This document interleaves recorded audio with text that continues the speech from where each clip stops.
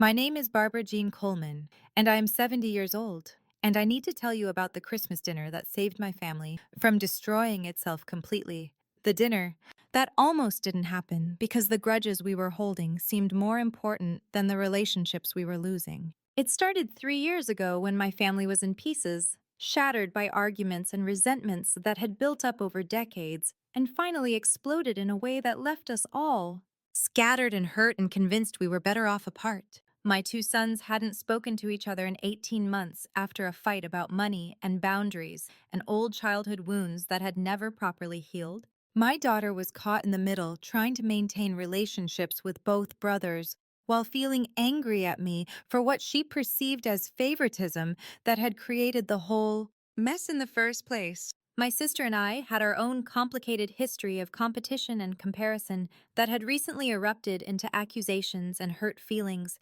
that left us communicating only through terse text messages about our elderly mother's care. Even my grandchildren were feeling the effects, confused about why they couldn't see certain cousins anymore, and why family gatherings had become these tense, abbreviated affairs where half the family was missing and the other half was pretending everything was fine. I had spent that entire year feeling like I was watching my legacy crumble, watching the family I had worked so hard to build and nurture fragment into hostile camps, and the weight of it was crushing me in ways I couldn't fully articulate to anyone. The previous Christmas had been a disaster, with my older son Thomas hosting a dinner that my younger son Marcus refused to attend, and my daughter Linda coming but leaving early, in tears after some comment was made about her parenting choices. I had sat at that table feeling like a failure, wondering how we had gotten to this point where the people I loved most in the world couldn't be in the same room without tension, so thick you could cut it with a knife.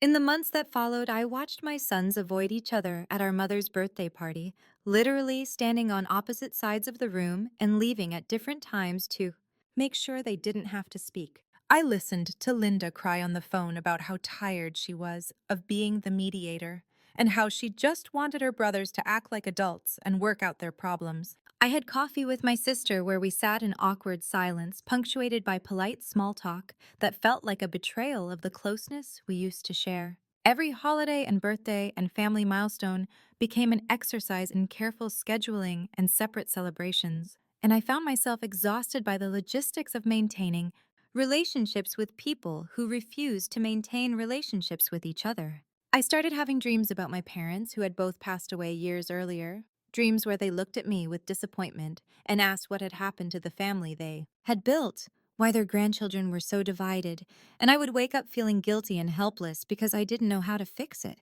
I had tried talking to Thomas and Marcus separately, tried to get them to see each other's perspectives and to remember that they were brothers and that whatever they were, fighting about wasn't worth losing each other over, but both of them were dug in and convinced they were right and that the other one needed to apologize first. Thomas said that Marcus had disrespected his wife and crossed boundaries that couldn't be uncrossed, and Marcus said that Thomas had always been controlling and judgmental and that he was tired of being treated like a child who needed guidance. Both of them had valid points, and both of them were being stubborn and prideful in ways that made resolution feel impossible. Linda had stopped trying to mediate and had instead pulled back from both brothers, focusing on her own family and basically telling me she couldn't fix this, and neither could I. My sister and I had our own complicated dance of trying to coordinate our mother's care while barely speaking to each other about anything else, and the strain of it was making both of us miserable.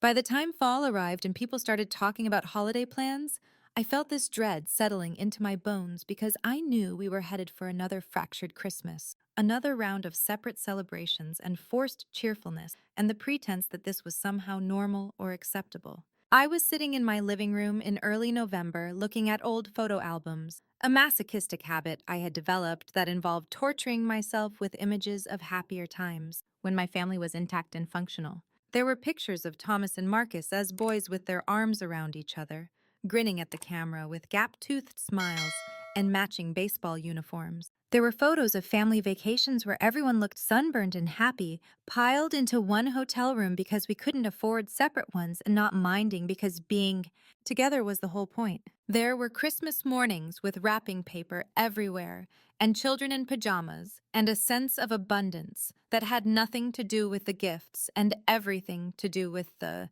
fullness of being surrounded by people who loved you. I was crying as I looked at these photos, mourning not just what we had lost, but what my grandchildren would never have. These cousins who should have been close, but who barely knew each other because their parents couldn't get past their own conflicts. That's when something shifted inside me, some combination of grief and anger and determination that made me decide I wasn't going to accept another fractured Christmas, that I was going to force the issue even if it made everyone uncomfortable or angry at me. I picked up my phone and sent a group text to Thomas, Marcus, Linda, and my sister, saying that I was hosting Christmas dinner at my house and that everyone was expected to attend, no exceptions, no excuses, and that if they loved me at all, they would show up and be civil for one evening. I hit send before I could second guess myself, and then I sat there watching my phone, waiting for the responses that I knew would range from resistant to hostile.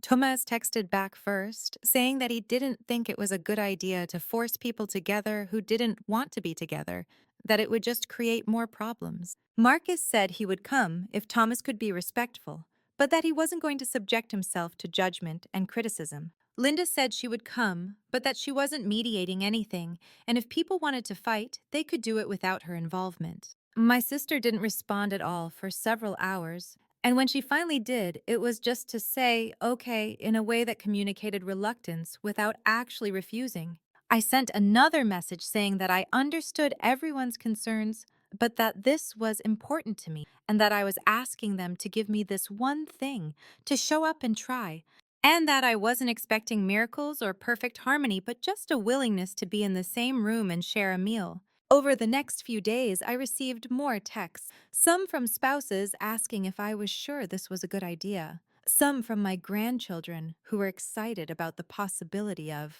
seeing cousins they rarely got to see, and I held firm despite my own doubts about whether I was doing the right thing or just setting everyone up for another disaster. I started planning the menu with an obsessiveness that was really about control, about having something I could manage when everything else felt chaotic and uncertain. I decided to make all the traditional dishes that my family had always loved, the recipes that had been passed down from my mother and grandmother, food that carried memories of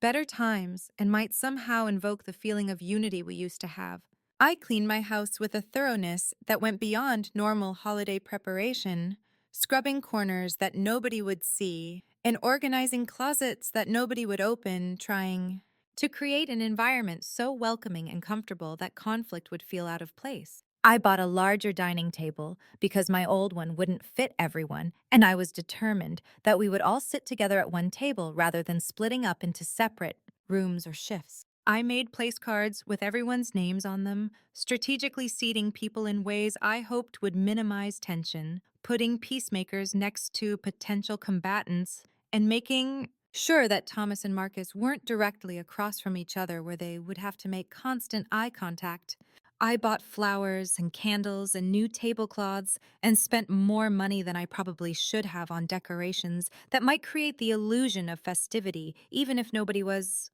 actually feeling festive. As Christmas approached, I felt increasingly nervous about what I had set in motion, waking up in the middle of the night with anxiety about all the ways this dinner could go wrong, all the old arguments that could resurface, all the new wounds that could be inflicted. Part of me wanted to cancel the whole thing and go back to the safer option of separate celebrations where at least nobody would be openly fighting. But I had committed, and everyone had reluctantly agreed to come, and backing out now would feel like admitting defeat. On Christmas Eve, I barely slept, running through scenarios in my head and trying to prepare for every possible conflict or uncomfortable moment that might arise. I got up before dawn and started cooking, finding comfort in the familiar rhythms of peeling and chopping and stirring, in the smells that filled my kitchen and reminded me of Christmases past when everything was simpler. I made my mother's stuffing with extra sage because that's how Thomas liked it, and I made sweet potato casserole with pecans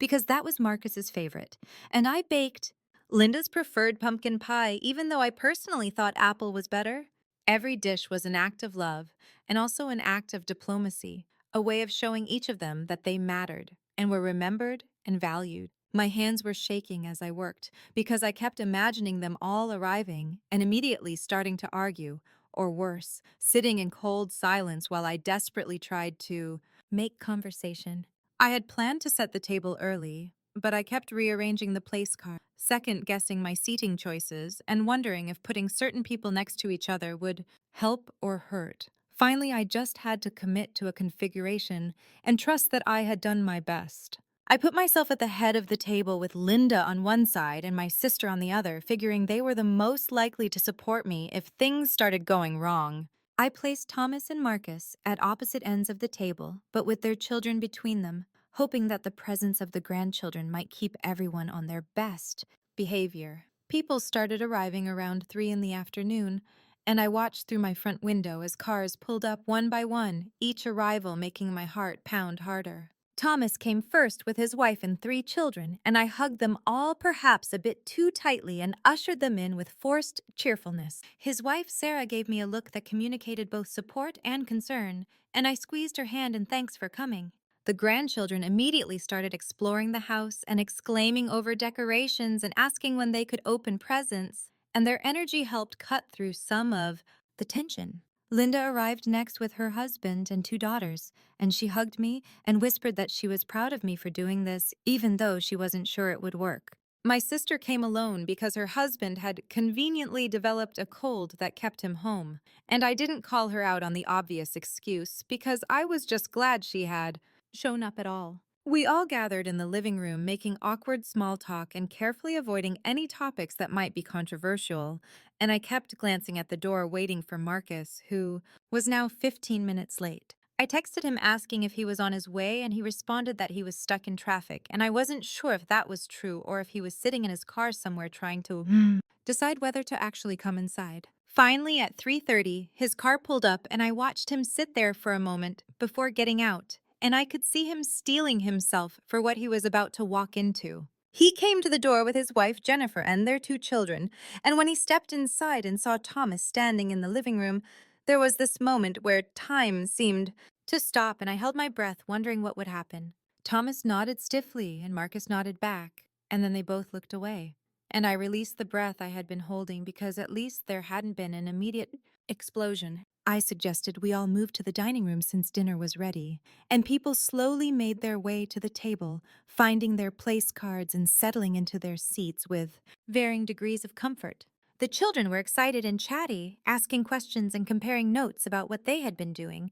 and their ease with each other was both beautiful and painful because it highlighted how unnatural the adult relationships had become. I brought out the food family style, placing serving dishes all along the table and encouraging people to pass things and help themselves, creating a sense of abundance and shared participation. For the first 20 minutes, we managed to keep conversation light and focused on safe topics like the food and the weather and generic holiday pleasantries, but I could feel the tension underneath everything, the awareness of all the things we weren't saying. Then my oldest grandson, Thomas's son, who was 12 and apparently braver than all the adults combined, asked why Uncle Marcus never came to their house anymore and why they didn't get to see their cousins except at Grandma's birthday party. The question hung in the air like a bomb that had just been dropped, and every adult at the table froze because we all knew this was the moment where things could either implode or somehow move toward honesty. I looked at Thomas and then at Marcus, and I could see them both struggling with how to answer, whether to deflect with some excuse about being busy or whether to tell some version of the truth. Before either of them could respond, I heard myself speaking, my voice steadier than I felt, saying that sometimes adults have disagreements and they handle them badly by avoiding each other instead of working things out, and that what had happened in our family wasn't anyone's fault, but it also wasn't acceptable, and it needed to change. I said that I had asked everyone to come today because I was tired of our family being broken and because I believed we were better than this, that we had too much history and too much love to let pride and stubbornness destroy what previous generations had built. My voice cracked as I talked, and I felt tears starting, but I kept going, saying that I knew everyone had been hurt, and everyone felt justified in their positions, but that being, right wasn't worth being alone, and that I was begging them to find a way back to each other before it was too late. The silence after I finished speaking was heavy and uncomfortable, and I wondered if I had just made everything worse by forcing the issue instead of letting people continue to pretend everything was fine. Then Linda started crying quietly, not dramatic sobs, but tears streaming down her face. And she said that she missed having a whole family, that she was tired of choosing between her brothers and tired of explaining to her daughters why they couldn't all be together. She said that both Thomas and Marcus were being stubborn idiots, and that whatever they were fighting about wasn't important enough to sacrifice their relationship and their children's relationships. Thomas looked stung by her words and started to defend himself, saying that Marcus had crossed a line that couldn't be uncrossed. But Linda cut him off and said that there were no uncrossable lines between brothers, that family meant forgiving even when you didn't want to, that holding grudges was easy, but letting them go required courage. Marcus was staring at his plate, his jaw clenched, and I could see that he was fighting his own emotions, trying to decide whether to engage or retreat. His wife Jennifer put her hand on his arm and said quietly that maybe this was the time to talk about it, to really talk, instead of avoiding and assuming and letting resentment build. Marcus looked up and his eyes met Thomas's across the table, and there was so much pain and anger and something else, something that looked like longing for what they used to have. He said that he felt like Thomas had never respected his choices, that from the time they were kids, Thomas had acted superior and judgmental, and that the fight they had 18 months ago was just the culmination of a lifetime of feeling like he was never good enough in his older brother's eyes. Thomas looked genuinely shocked by this, like he had no idea that Marcus had been carrying these feelings for so long, and he said that he had always looked up to Marcus, that he had admired his creativity and spontaneity and ability to take risks that Thomas himself was too cautious to take. He admitted that yes, he had been critical sometimes, and yes, he probably did try to give advice when it wasn't wanted, but it came from caring, not from thinking he was better. Thomas's voice got thick with emotion as he said that the last 18 months had been terrible, that he had missed his brother and had wanted to reach out 100 times, but pride had stopped him, and that he was sorry for whatever he had done to make Marcus feel less than. This raw honesty seemed to crack something open in Marcus, and he said that he was sorry too, sorry for the things he had said about Thomas's wife, which had been mean and uncalled for. Sorry for being so defensive that he couldn't hear concern as anything other than criticism.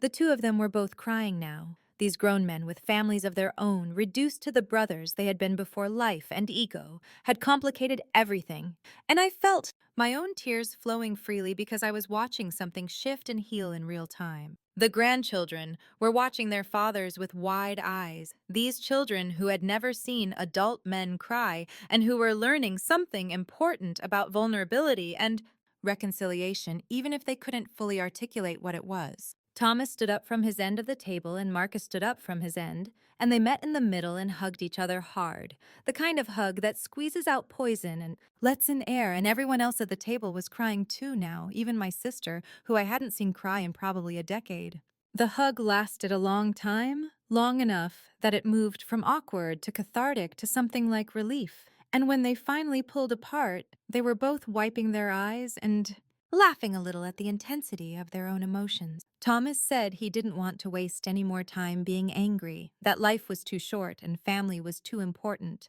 And Marcus nodded and said he agreed and that they should probably talk more later about the specific issues that had caused the rift, but that right now he just wanted to enjoy being in the same room without hostility. They sat back down at their respective places, but the energy at the table had completely transformed. The heaviness had lifted and been replaced by something lighter and more hopeful. Linda was beaming through her tears, clearly relieved that her brothers had finally broken through their stubbornness, and her daughters were asking if this meant they could have sleepovers with their cousins again. My sister caught my eye and gave me a small smile that acknowledged what I had done, the risk I had taken in forcing everyone together, and I felt validated in my decision even though it had been terrifying. But we weren't done yet because my sister and I had our own unresolved issues, And I felt like if we were going to have this moment of truth and healing, it needed to extend to all the broken relationships in the room. I looked at her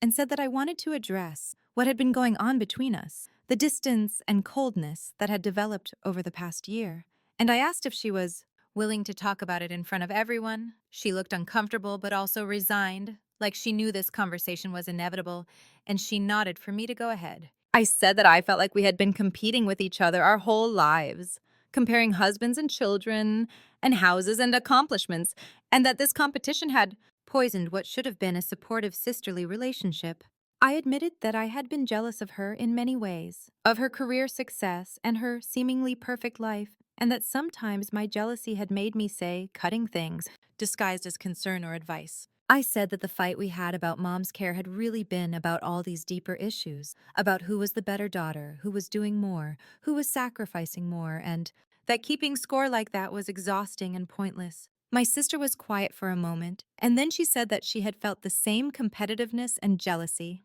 that she had always thought I was mom's favorite, and that our parents had valued my choice to focus on family over her choice to pursue a career. She said that taking care of mom had become another thing to compete over, another way to prove who was more devoted, and that she was tired of it too. She said that she missed the closeness we used to have when we were younger, before marriage and children, and all the ways life pulls people in different directions, and that she wanted to find a way back to being sisters who actually liked each other instead of just tolerating each other out of obligation. I reached across the table and took her hand and told her that I loved her and that I was sorry for all the ways I had failed to be a good sister. And she squeezed my hand and said the same thing back. The moment was less dramatic than Thomas and Marcus's reconciliation, but it felt equally significant, equally necessary, and I could see my children watching and absorbing the lesson that even old relationships could be repaired if people were willing to be honest and humble. We sat there for a moment in this new configuration of our family, still broken in some ways, but also beginning to mend. And I felt grateful and exhausted and hopeful all at the same time. Then Linda spoke up and said that she wanted to address something too, something she had been holding on to that involved me, and my stomach dropped because I hadn't expected to be on the receiving end of this honesty. She said that she felt like I had always favored Thomas, the firstborn son, and that she had spent her whole life trying to get the same level of attention and approval that seemed to come naturally to him. She said that when the feud between Thomas and Marcus started, I had seemed more concerned about Thomas's feelings and Thomas's version of events, and that she had felt invisible and dismissed when she tried to share her own perspective. This hit me hard because I hadn't realized that's how she felt, hadn't seen my own bias in how I responded to my children's conflicts. I wanted to defend myself, to explain that I hadn't meant to favor anyone, but I realized that intent didn't matter as much as impact. And if Linda felt unseen, then I needed to acknowledge that rather than arguing about whether it was justified. I told her she was right, that I probably had given Thomas more attention and benefit of the doubt, and that part of that came from him being the first child, and part of it came from the fact that he was more similar to me in temperament, while Marcus and she were different in ways that sometimes made them harder for me to understand. I said that was my failure, not theirs, and that I was sorry for making her feel like she had to compete for my attention and approval, when my love for her should have been obvious and unconditional. Linda started crying again and said that she just wanted to feel like she mattered as much as her brothers, like her choices and her life were valued even when they didn't match what I might have chosen for her. I got up from my seat and went to her and hugged her and told her that she mattered enormously, that I was proud of her in ways I hadn't expressed enough, and that I would do better at showing her that. Thomas added that he hadn't realized Linda felt that way either, that from his perspective, she had always been Dad's favorite, and he had felt like he had to work harder to prove himself. This prompted a whole discussion about birth order and family dynamics, and how each of them had felt like they were competing for scarce resources of attention and affection when really there should have been enough for everyone. Marcus said that being the youngest, he had felt like he could never live up to what his older siblings had accomplished, that he was always chasing their achievements and never quite measuring up. It was fascinating and painful to hear how differently each of them had experienced our family, how each of them had carried wounds and insecurities that I hadn't fully understood. The conversation went on for over an hour, with people sharing feelings and memories and perceptions that had been buried for years, and while some of it was hard to hear, it was also necessary and cleansing. The children had gotten bored with the heavy adult conversation and had moved to the living room to play, and their laughter and shouting provided a backdrop of normalcy and hope, a reminder that life continued and that joy was still possible even in the midst of difficult processing. At some point, my sister suggested that maybe we should actually eat the food that had been sitting on the table getting cold while we all dealt with our emotional baggage, and everyone laughed and agreed, and we started passing dishes again and filling our plates. The food tasted different now, better somehow, like it had absorbed the energy of what had just happened and become more than just sustenance. People were talking across the table in ways they hadn't at the beginning of the meal, asking questions and telling stories and actually listening to the answers. Thomas and Marcus started reminiscing about childhood adventures they had shared, stupid things they had done that had gotten them in trouble, and inside jokes that nobody else understood, and watching them reconnect through shared memory was beautiful. Linda was talking to my sister about work and life and the challenges of balancing career and family, and my sister was actually listening and offering support instead of the competitive one-upmanship that usually characterized their interaction. The spouses who had been quiet and cautious at the beginning of the evening were now joining the conversation more freely, sharing their own perspectives on family dynamics and the ways marriage and children had changed their relationships with their extended families. Sarah, Thomas's wife, said something that struck me deeply, that she had been praying for this family to heal because she could see how the fracture was affecting her husband and her children, and that she was grateful to me for being brave enough to force the issue. Jennifer, Marcus's wife, echoed this sentiment and said that she had felt helpless watching Marcus suffer from the estrangement with his brother, that he had pretended it didn't bother him, but she could see how much he missed Thomas and how the rift had affected his sense of self and belonging. Hearing these women talk about the collateral damage of our family feud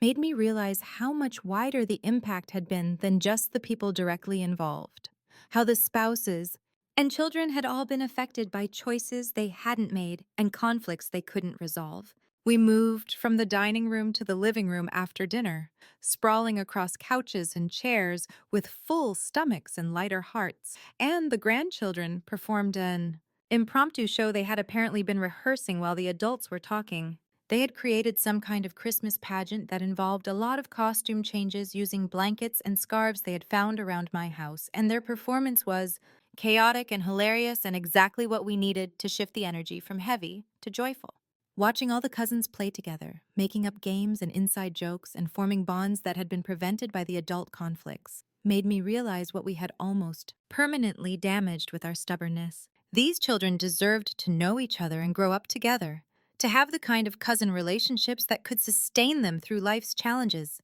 And we had nearly stolen that from them because we were too proud to apologize and forgive. After the show ended, and the children were starting to wind down, tired from the excitement and emotion of the day, Thomas suggested that we should make a commitment to each other going forward, some kind of structure that would help ensure we didn't fall back into old patterns of avoidance and resentment. Marcus agreed and said maybe we should have regular family dinners, not necessarily every week, but at least once a month, where everyone made an effort to show up and stay connected. Linda added that we should also commit to dealing with conflicts directly instead of letting them fester, that we should have some kind of agreement that if someone was hurt or angry, they would say so within a reasonable time frame instead of holding grudges silently. My sister suggested that we should also celebrate each other's successes instead of competing, that we should actively work to be happy for each other when good things happened,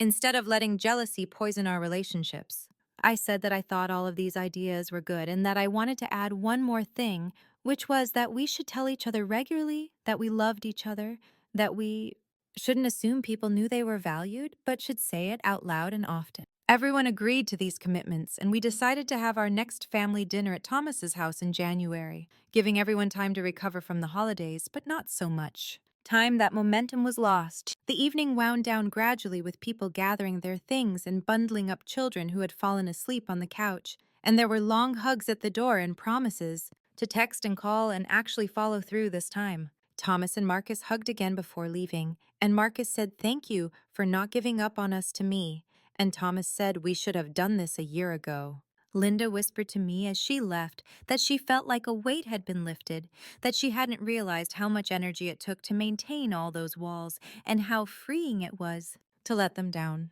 My sister was the last to leave, and she stood in my doorway for a moment and said that she was glad I had forced this dinner, that she had been resistant, but it had been necessary, and that she hoped we could rebuild something real instead of just going through the motions of being sisters. After everyone left, I walked through my house looking at the evidence of the evening, the dirty dishes and wrapping paper, and the general disarray that comes from having a house full of people, and instead of feeling exhausted by the mess, I felt energized by what it represented. I stayed up late, cleaning and replaying the evening in my mind, marveling at how quickly things had shifted once people were willing to be vulnerable and honest. I kept thinking about that moment when Thomas and Marcus hugged, how you could see years of hurt and distance being released in that embrace, and how powerful it was to witness people choosing connection over being right. I thought about Linda's tears and my sister's softness, and all the ways we had each contributed to the fractures, and how we each had to choose to participate in the healing.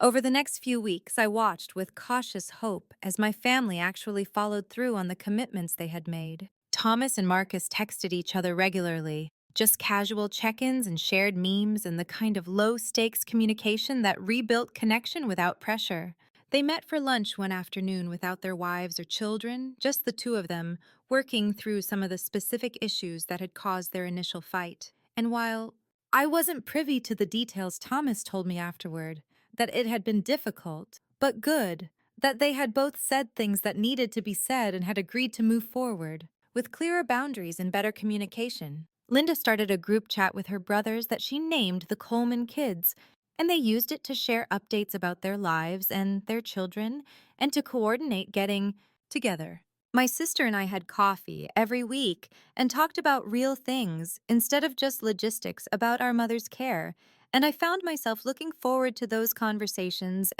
and ways I hadn't in years. She told me things about her marriage and her struggles at work that she had never shared before, and I tried to listen without judgment or comparison, just offering support and understanding. The monthly family dinners became a regular thing, rotating between houses so no one person bore the burden of hosting every time. And while they weren't always perfect, they were consistently good. There were still moments of tension and disagreement because putting strong personalities together will always create some friction. But people had learned to address issues directly instead of letting them build into feuds. At one dinner, Marcus said something that annoyed Thomas, and instead of stewing about it, Thomas said right then that the comment had bothered him and why, and Marcus apologized and explained what he had actually meant, and they moved past it within minutes instead of letting it poison the next 18 months. Linda got a promotion at work,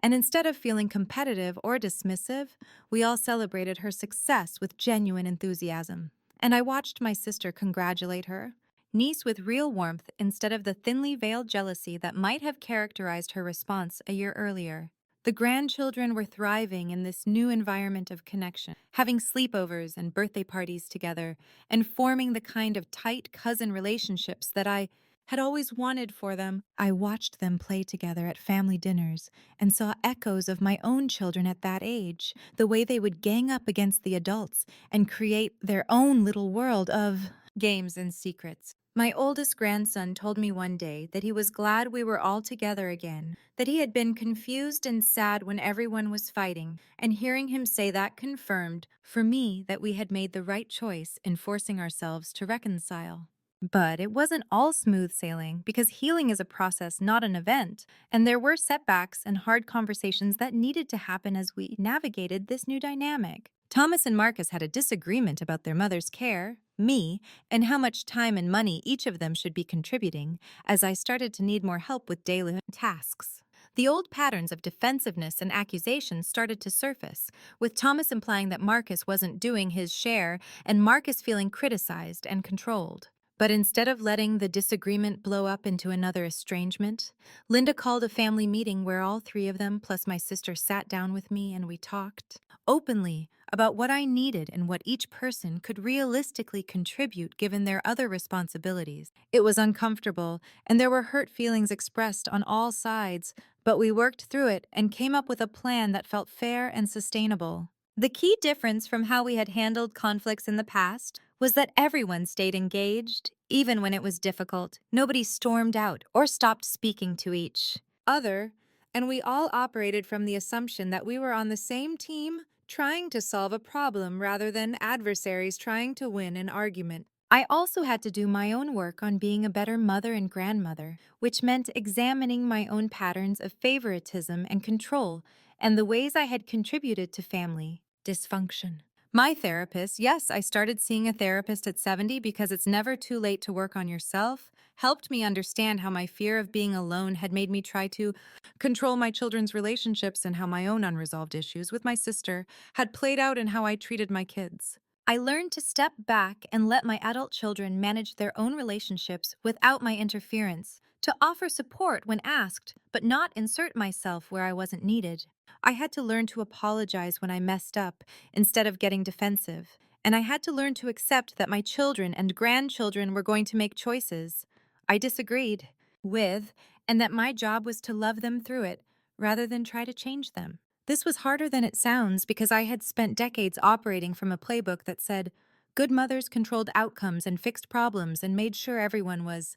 doing things the right way, meaning my way. Letting go of that need to control felt like losing part of my identity, but it was also incredibly freeing because the burden of being responsible for everyone's happiness and choices had been crushing me without my fully realizing it. My sister and I had several difficult conversations about our childhood and how patterns established in our family of origin had carried forward into our adult lives and into how we raised our own children. She told me things about how our parents had treated her that I either hadn't noticed or had chosen not to see, ways she had been hurt or overlooked that had shaped her entire personality and approach to life. I shared my own wounds and we cried together over the imperfect parents we had loved and lost, and we talked about how to break cycles instead of perpetuating them. These conversations deepened our relationship in ways I hadn't thought possible at our age. And I found myself actually enjoying her company instead of just tolerating it out of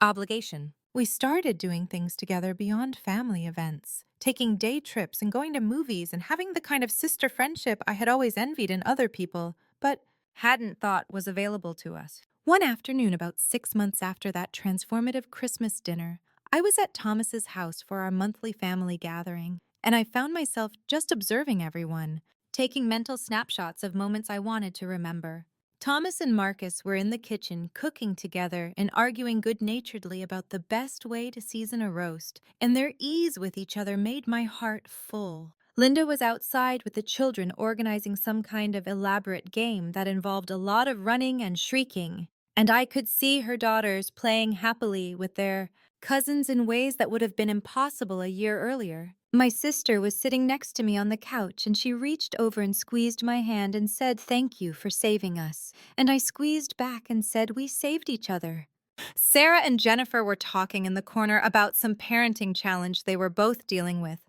and I realized they had become friends independent of their husbands' relationship, that the repair of the family had created space for new connections to form. Thomas's oldest son was teaching Marcus's youngest daughter how to play a card game, patient and kind in the way that good big cousins are, and I thought about how these children would grow up with memories of family that were whole and connected instead of fractured and painful. When we sat down to eat, Thomas suggested we go around the table and each share something we were grateful for, and while it was a little corny, it was also meaningful. Marcus said he was grateful for second chances and for a brother who was willing to work through hard things. Linda said she was grateful for a family that could be honest, even when it hurt. My sister said she was grateful for forgiveness and for learning that it's never too late to change. I said I was grateful for the courage everyone had shown in choosing to show up and do the hard work of reconciliation, and that I was proud of all of us. The grandchildren's answers were simpler and more concrete, grateful for toys and pets and favorite foods. But also several of them said they were grateful for family and for Getting to see their cousins and those responses felt like validation that what we had fought for mattered. After dinner, the adults were cleaning up, and somehow we started talking about that first Christmas dinner, dissecting what had made it work and what we had learned from it. Marcus said that he had almost not come, that he had sat in his car outside my house for 10 minutes trying to decide whether to go in or drive away, and that he was so glad he had made the choice to be brave. Thomas admitted that he had been terrified the whole evening that things would blow up and make everything worse, but that he had also known deep down that they couldn't go on the way they had been. Linda said that she had been skeptical that one dinner could fix years of damage, but that she had underestimated the power of everyone being in the same room and being forced to be real with each other. My sister said that she had been angry at me for forcing the issue, but that anger had actually been fear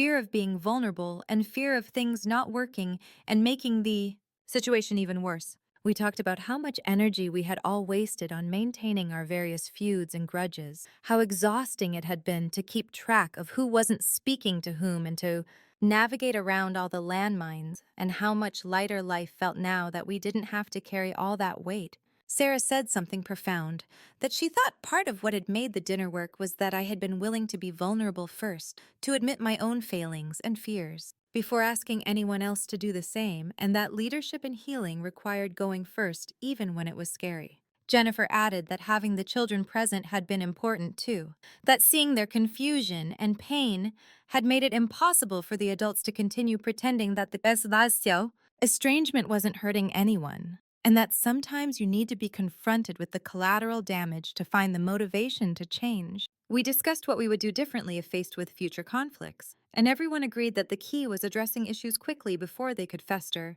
communicating directly instead of through other people or not at all, and assuming good intentions even when someone did something hurtful. Thomas said that he and Marcus had developed a practice of checking in regularly about how they were feeling in the relationship, asking each other if there were any unresolved issues or hurt feelings, and that this proactive communication had prevented small irritations from becoming major problems. Marcus said it felt awkward at first to be so emotionally direct with his brother, that men weren't socialized to have those kinds of conversations, but that it had gotten easier with practice and had dramatically improved their relationship. I shared that my therapist had taught me about repair, that the goal wasn't to never hurt people or make mistakes, but to repair quickly and genuinely when you did, and that relationships could actually become stronger through the process of rupture and repair if both people were willing to do the work. My sister talked about how she had learned to distinguish between criticism and feedback, that in the past she had heard any suggestion or concern as an attack on her choices, but that she was trying to be more open to input without immediately getting defensive. Linda said she was working on speaking up when something bothered her instead of stuffing her feelings until they exploded, and that this was hard because she had spent her life being the peacekeeper and mediator, but she was learning that sometimes peace required honest conflict first. As we talked, I realized that we had essentially created our own family culture around communication and repair, that we had collectively decided what kind of family we wanted to be and were actively working to make that vision real. This wasn't something that happened naturally or easily. It required conscious, intentional effort from everyone, but it was effort that felt worthwhile because the alternative was going back to the fractured, painful existence we had been living. The conversation eventually shifted to other topics, and the evening ended with everyone making plans for the next gathering and hugging goodbye with genuine warmth. Driving home that night, I felt this deep sense of gratitude for the transformation that had occurred, not just in my family but in myself, because forcing that Christmas dinner had required me to examine my own role in the dysfunction and to change patterns I had maintained for decades. I thought about how close we had come to permanent estrangement, how easily pride and stubbornness could have won, and how fortunate we were that enough people had been willing to take the risk of reconciliation. I also thought about families who didn't make it back from the brink, families torn apart by conflicts that never got resolved because someone died or because the silence went on so long that nobody knew how to break it, and I felt sad for all that lost connection and wasted time. The second Christmas after our reconciliation was joyful in ways the first one had been tense and uncertain, with everyone relaxed and comfortable with each other, and no fear that old conflicts would resurface. We had established new traditions like everyone contributing a dish, so no one person had to do all the cooking, and a gratitude circle before eating where we acknowledged not just what we were thankful for, but also specific people and specific things they had done that year that mattered. The grandchildren had started a tradition of their own where they performed a skit or song together, and watching them collaborate and support each other was a tangible reminder of what we had fought to preserve. Thomas and Marcus gave each other gag gifts that referenced inside jokes from their childhood, and their laughter and easy teasing showed how far they had come from the cold silence of 2 years earlier. Linda brought her new boyfriend to meet the family, something she admitted she wouldn't have felt comfortable doing before the reconciliation because the family dynamics had been too weird and tense, and everyone welcomed him warmly and made him feel included. My sister and I sat together on the couch after dinner, and she said that this was what she had always wanted Christmas to feel like, full and warm and safe. And I agreed completely. We talked about our parents and how they would have been pleased to see their children and grandchildren all together and happy. And we decided to create a memorial ornament for them that we would hang on the tree every year. The year after that brought new challenges because my health started to decline in ways that required more active caregiving from my children, and we had to navigate questions about how much help each person could realistically provide and whether I needed to consider moving to assisted living. These were difficult conversations full of emotion and differing opinions, and there were moments when old patterns of blame and defensiveness tried to reassert themselves, but we had tools now for working through conflict and we used them. We had a family meeting where everyone got to express their concerns and preferences without being shut down. And we came up with a plan that involved all three of my children taking turns staying with me during the week and hiring professional help for the times when none of them could be there. It wasn't perfect, and there were adjustments that needed to be made along the way, but the key was that we approached it as a team working together rather than individuals, protecting their own interests. My sister helped coordinate the professional caregivers and advocated for me when I was too tired or overwhelmed to advocate for myself, and I felt grateful for the restored closeness between us that made this kind of support possible. The grandchildren adapted to having Grandma need more help, and they were sweet about it in ways that made me cry, bringing me books and sitting with me and telling me about their lives. I worried about being a burden, but my children assured me that taking care of me was a privilege, not an obligation, that I had taken care of them for decades and it was their turn now, and that they were glad they could do it together rather than dealing with it separately while not speaking to each other. Marcus said that if the estrangement had still been in place when I got sick, it would have been a nightmare of coordination and conflict, and that he was grateful every day that we had repaired things when we did. There were hard moments as my health continued to decline, times when the reality of aging and mortality became impossible to ignore, and my family surrounded me with love and support through all of it. They made sure I was never alone when I didn't want to be, and they respected my wishes about treatment and quality of life, and they told me regularly that they loved me and that my life had mattered. On what turned out to be my last Christmas, though I didn't know it at the time, everyone gathered at Thomas's house because my mobility was limited and it was easier for people to come to me than for me to travel. The house was full and loud and chaotic in the best way, with three generations talking and laughing and arguing good-naturedly about everything from politics to the best way to make gravy. I sat in a comfortable chair that Thomas had positioned so I could see everything, and I watched my family with a fullness of heart that came from knowing I had fought for this, that I had taken the risk of forcing that first uncomfortable Christmas dinner, and it had paid off in ways I couldn't have imagined.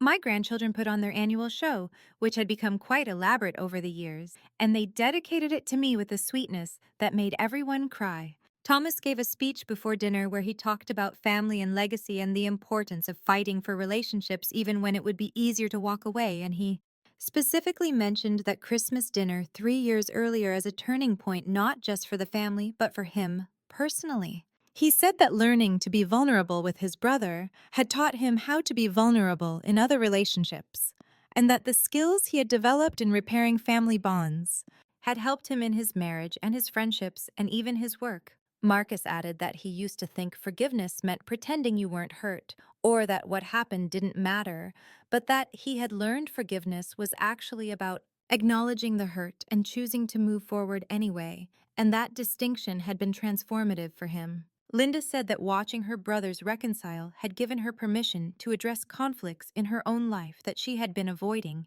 and that she was grateful for the model of honest communication and repair that our family had developed. My sister stood up and said something that made me cry. She said that I had saved our family by refusing to accept that we were broken beyond repair, and that my stubborn insistence on bringing everyone together, even when they didn't want to come, had been an act of love that she would never forget. She said that she had learned from watching me that love sometimes meant making people uncomfortable, that it meant risking rejection and anger in service of something more important, and that she hoped she could be that brave if she was ever in a similar situation. After dinner, we did our gratitude circle, and when it was my turn, I said that I was grateful for second chances and for a family that had been willing to do the hard work of healing, and that the past 3 years had been some of the happiest of my life, despite my declining health, because I had gotten to see my children and grandchildren thriving in connection rather than withering in separation. I said that if I died tomorrow, I would die knowing that I had done something that mattered,